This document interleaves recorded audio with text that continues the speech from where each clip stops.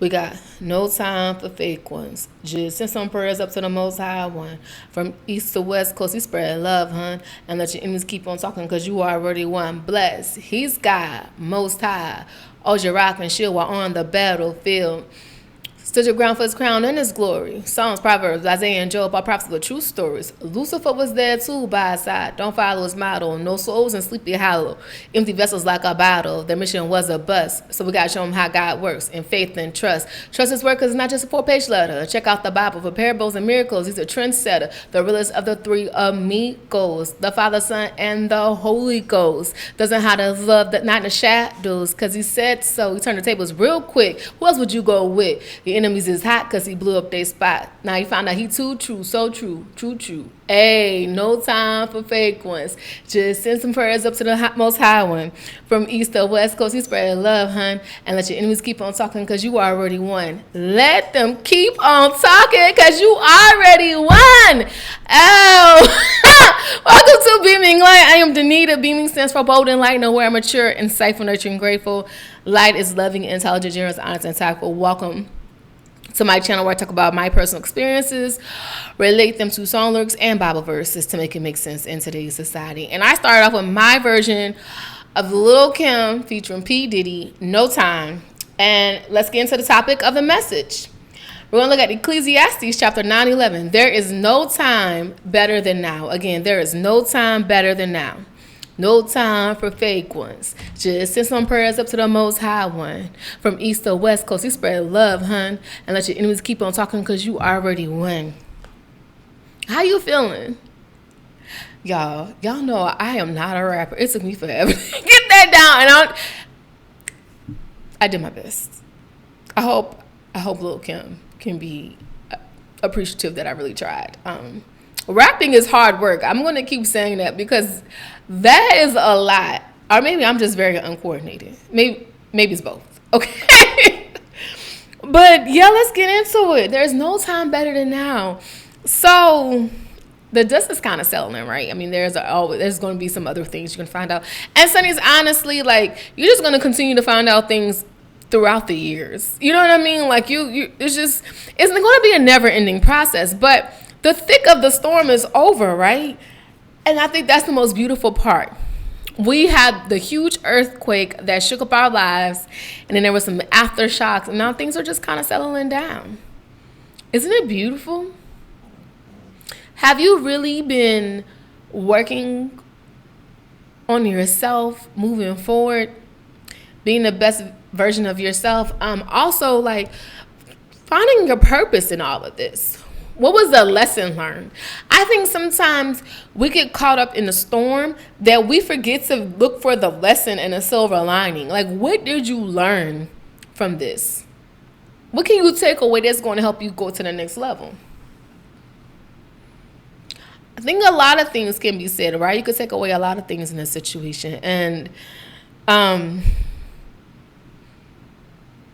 it's just beautiful. It's beautiful to see that you made it. You're growing. You're maturing. You could have win and try to seek revenge, but you understood the assignment. You understood, like, no, I can't do that. That's not my place. Because you realize that when you try to set people up or set traps, that all that does really is block you. And you don't want to block yourself.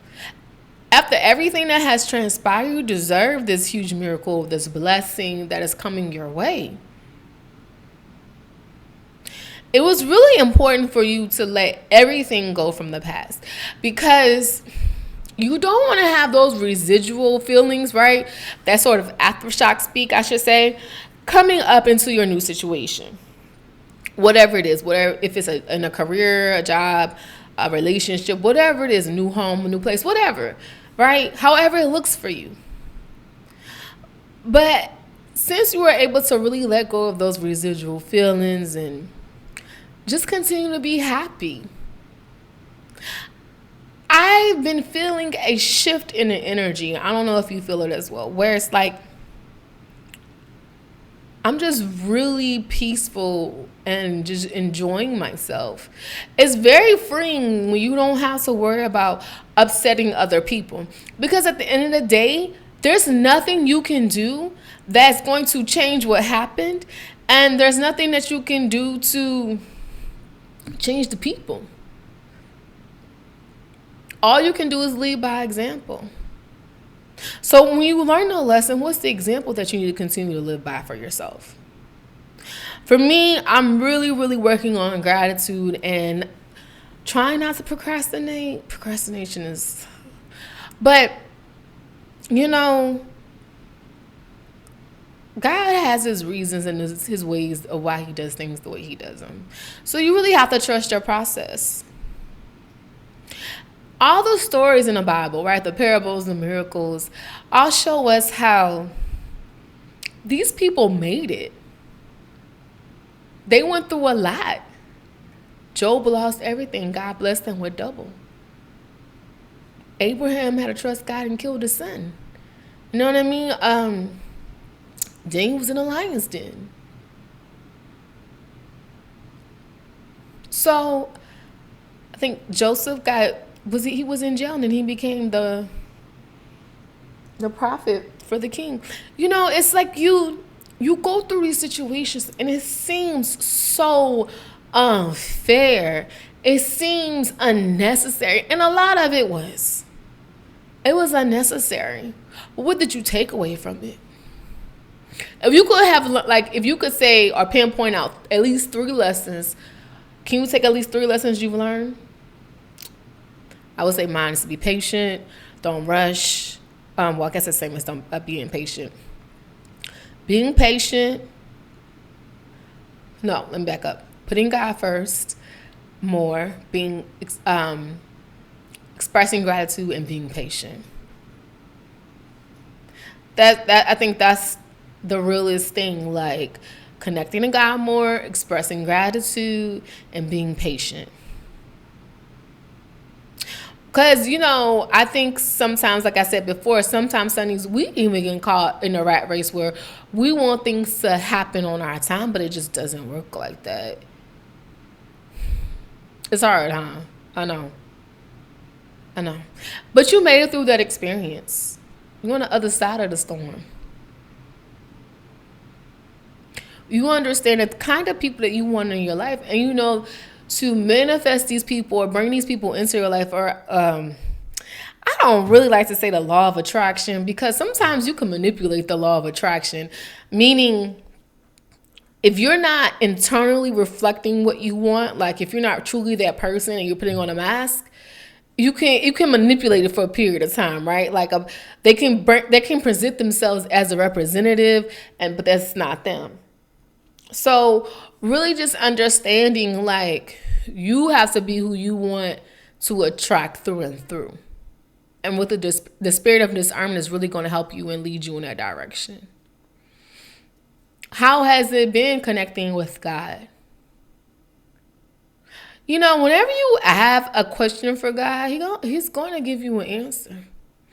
I have been saying certain prayers at night, you know what I mean? And, you know, sometimes the enemy can get in there, but you know with your discernment what's real and what's fake. You understand the fake ones now. I'm telling you, like, doesn't it seem like the world is just upside down? Like, everything you thought was good is morally corrupt or bankrupt. And everything you thought was bad is actually, like, morally abundant. Isn't that crazy? Let's look at Ecclesiastes chapter 9, verse 11. It says, I returned and saw under the sun that the race is not to the swift, nor the battle to the strong, neither to men of understanding, nor yet favor to the men of skill.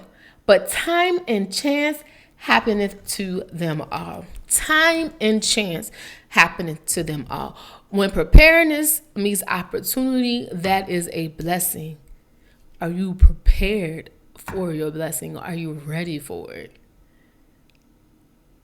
Because we could say, oh, I'm ready. I'm ready to receive, and it sounds good, but are you really ready for it? Are you really at the level where you're like, okay, I can like literally handle this now? Or do you feel like there's some other things you need to work on? That self-reflection is really going to be crucial as you move into this next level. But actually, before you move into the next level, right? Because you need to understand what you need to do internally to grow yourself to be a better person. Start with one thing, make a small goal for yourself. It doesn't have to, you don't have to go hard. Like I said, like you don't have to go all in at one time. Just set small attainable goals for yourself. Once you get one thing down, like for me, once I like get the gratitude thing down and I'm on to the next one. Once I get like procrastination on you know what I mean? It's just like whatever you know you need to work on that may hinder you going forward, you really need to start doing that. And planting those seeds, because I'm telling you, when time and chance happen, basically when you are prepared and the opportunity is there, your blessing is going to be there. But you got to make sure you're ready for it. I feel like a lot of you guys are ready for it. I think sometimes I feel as if there might be like that, just a little bit of a residual sadness, right? Like you're okay with everything, like you've processed the betrayal and the hurt. It's just kind of like, it's not even sadness. You know what it is? It's like survivor's remorse. It's like, it's like you feel bad for being in a certain position where you wanted to take these people, but they can't go with you. So, that's also a real thing to kind of have to understand and deal with. And, you may have to process those emotions as well. Like, man, I thought these were going to be the people that like went all the way with me through life, but they're not.